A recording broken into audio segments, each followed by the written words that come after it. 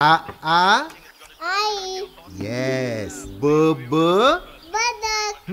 क क कणीदार. हा ख ख खमंग. ग ग गोकुळ तू. हा अगदी घरच्यासारखं. कणीदार खमंग म्हणजेच गोकुळ तूप.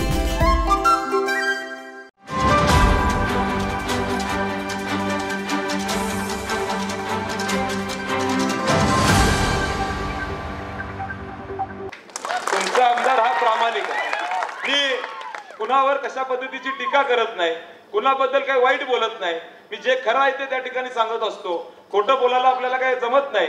आणि मग प्रत्येकाला मी नेहमी सांगत असतो, जे काम माझ्याकडनं होणार आहे त्याचा उल्लेख करत असतो.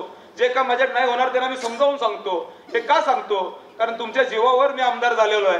तुम्ही माझ्यासारख्या कार्यकर्त्याला ताकद दिली. ऋतुराज पाटीलला आमदार ऋतुराज पाटील कोणी केला असेल तर हे तुम्ही केलं. म्हणून माझ्यासारखा कार्यकर्ता दक्षिण मतदारसंघामध्ये मान वर करून ताकदीनं या ठिकाणी काम करतो. आणि मग मला आपल्या सगळ्यांना सांगायचं आहे, कोण काय बोलतं, कोण काय म्हणत आहे, ह्याच्याकडे आपण आता लक्ष द्यायचं नाही. आता आपल्याला माहिती आहे कशा पद्धतीने आपण काम केलं. मगाशी आपण उल्लेख केला, काही जण आज लाडकी बहीण योजना चालू झाल्यानंतर त्याच्यावर वेगळ्या पद्धतीचं वक्तव्य करतात. कदाचित त्यांना माहित नसेल हे ज्या पद्धतीने मगाशी विजयने उल्लेख केला की आपल्या भाषणामध्ये की आमच्या माता भगिनी सूद नाही, त्यांच्या कुठल्याही भूलतापाला आपण पुढे जाणार नाही. ते काय बोलत असतील याचं उत्तर सगळेजण पुढच्या या 7 दिवसामध्ये येणारच आहेत. आता आपल्याला माहिती आहे आता ही शेवटची ओव्हर आहे. त्यामुळे ही शेवटची ओव्हर आपल्याला चांगल्या पद्धतीने या ठिकाणी बॅटिंग करावी लागेल. बॉल कसा येऊ दे, 6 तुमचा विराट कोहली मारणारच आहे.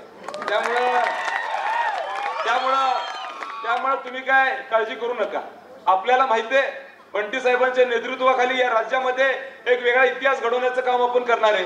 आपल्या जिल्ह्यामध्ये या ठिकाणी महाविकास आघाडीची सरकार निश्चितपणे येणार आहे.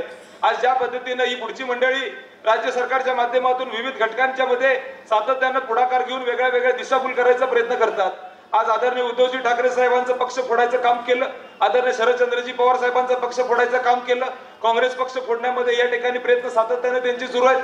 पण त्यांना कदाचित माहित नसेल की लोकसभेमध्ये एक वारं होतं, पण या विधानसभेमध्ये वादळ आहे हे कदाचित त्यांना या ठिकाणी माहित नसेल. हे वादळ या विधानसभेमध्ये आपल्या सगळ्यांच्याकडे त्या ठिकाणी आपल्या मतारूपात या विधानसभेमध्ये निकालाच्या माध्यमातून दिसणार आहे. त्यामुळे काळजी करायची गरज नाही. आपण चांगल्या पद्धतीने काम केलेलं आहे. महाविकास आघाडीचं सरकार या पुढच्या काळामध्ये येणारच आहे आणि पालकमंत्री पण बंटी साहेबच होणार आहे. त्यामुळं आपल्याला कुठलंही काम असेल ते कुठेही मागं त्या ठिकाणी राहणार नाही आणि चांगल्या पद्धतीने आपण काम पुढे घेऊन जाण्यामध्ये यशस्वी होणार आहे. आज आदरणीय बंटी साहेबांचं आणि राजेंचं, आदरणीय विक्रमसिंह राजेंचं एक वेगळं नातं होतं. ते नातं आम्ही कधीच या ठिकाणी विसरू शकलो नाही. सहकार क्षेत्रामध्ये एक मोठं योगदान त्यांनी दिलं आणि त्यांचं नेहमीच ऋण फेडण्यासाठी आम्ही सातत्याने सक्रिय असतो. आणि मला विश्वास आहे आदरणीय राजेंचा आशीर्वाद हा बंटी साहेबांच्यावर नेहमी राहिलेलाच आहे. त्यामुळे कुठेही मी त्या ठिकाणी जेव्हा गावामध्ये येतो तेव्हा आपुलकीनं या ठिकाणी प्रत्येक जण भेटून आदरणीय राजेंच्या बद्दल आपण चर्चा करत असतो. राजेंनी केलेला इतिहास, राजेंनी दिलेलं योगदान हे आम्ही कधीच आयुष्यामध्ये विसरू शकत नाही. आणि माझ्यासारखा कार्यकर्ता हा त्यांच्याकडे बघून नेहमीच या ठिकाणी सकारात्मकपणे पुढे चाललेला आहे. ते जसे कुणाकडे टीका करत नव्हते, ते कुणाबद्दल वाईट बोलत नव्हते, त्यांचंच पायावर पाय ठेवून माझ्यासारखा कार्यकर्ता एक कुठंतरी त्यांचं शिकवण हे मी आज या ठिकाणी आत्मसात करून पुढे जाण्याचा प्रयत्न करतोय. आणि कुणालाही वाईट न बोलता दुसऱ्याची रेष पुसण्यापेक्षा आपली कशी रेष वाढेल याकडे सातत्यानं पुढच्या काळामध्ये मी लक्ष देणार आहे. आज ज्या पद्धतीनं मगाशी मी उल्लेख केला, या राज्य सरकारनं आज आपल्या अनेक पक्षांना फोडण्याचा प्रयत्न केलेला आहे. एका बाजूला छत्रपती शिवाजी महाराजांचा पुतळा पडला मालवणमध्ये, त्याच्याबद्दल त्या ठिकाणी ती बोलत नाहीत. दुसऱ्या बाजूला आपल्या सगळ्यांना माहिती आहे बदलापूर सारखं प्रकरण आपल्या राज्यामध्ये घडलं, त्याच्याबद्दल त्या ठिकाणी बोलत नाही. एक आई आपल्या मुलीच्यावर अत्याचार झाला, 14 तास आज ती आई आज खऱ्या अर्थानं तिथं डिव्हिजन मध्ये बसली होती, त्याच्याबद्दल सरकार या ठिकाणी बोलत नाही. आणि आपल्या सगळ्यांना माहिती आहे की आज महागाईचा बोजा एवढा डोक्यावर पडलेला आहे, त्याच्याबद्दल देखील सरकार बोलत नाही. हे दुर्दैव आहे. शेतकऱ्यांचे प्रश्न सोडवण्यामध्ये सरकार या ठिकाणी पुढे येत नाही. आणि मग प्रत्येक घटकाला न्याय देण्याची भूमिका या सरकारची राहिलेली नाहीये हे आपल्या सगळ्यांना या ठिकाणी खात्री झालेली आहे. आज आमच्या माता भगिनी इथं उपस्थित आहेत. आपल्या सगळ्यांना माहिती आहे यावेळी दिवाळी जरा महाग झालेली आहे, बरोबर ना? दर सगळेच वाढलेले. आणि मग आपल्याला योजनेच्या माध्यमातून आपल्याला कुठेतरी गुंतवून ठेवायचं. आपल्याला योजनेच्या माध्यमातून तुम्ही योजना चालू करा.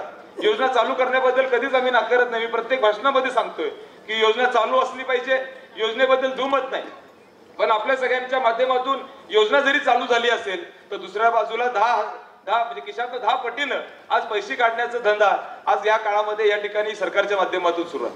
आणि मग ते कुठेतरी थांबवायचं असेल, त्याला कुठेतरी रोख लागायचा असेल, त्याला कुठेतरी बगल द्यायची असेल तर आपल्याला या निवडणुकीमध्ये निर्णय घेणं अत्यंत महत्वाचं आहे. माझी सगळ्यांना विनंती आहे, आज आपल्या सगळ्यांना माहिती आहे की पुढच्या काळामध्ये महाविकास आघाडी सरकार आल्यानंतर मगाशी जो उल्लेख केला की आपल्या सगळ्यांच्या आशीर्वादानं महाविकास आघाडी सरकार येणारच आहे, पण आल्यानंतर आम्ही जो निर्णय घेतलेला आहे की महालक्ष्मी योजनेच्या माध्यमातून आमच्या माता भगिनींना प्रति महिना आपण 3,000 रुपये त्या ठिकाणी देणार आहे आणि दुसऱ्या बाजूला महागाई देखील त्या ठिकाणी वाढणार नाही, हा देखील आपण त्या ठिकाणी निर्णय घेतलेला आहे. दुसरं आपल्या सगळ्यांना माहिती आहे शेतकऱ्यांसाठी आपण 3 लाख मला वाटतं किती 3 लाख दिले ना, 3 लाख पर्यंत कर्जमाफी त्या ठिकाणी करणार आहोत. असे अनेक निर्णय आहेत. प्रोत्साहन 50,000. त्यामुळे जे निर्णय होते, जुनी पेन्शन असेल, असे विविध निर्णय आपण आपल्या सरकारच्या माध्यमातून घेणार आहे. आपण जे बोलतो ते करतो, आपण कुठलीही गोष्ट उगाचच बोलत नाही.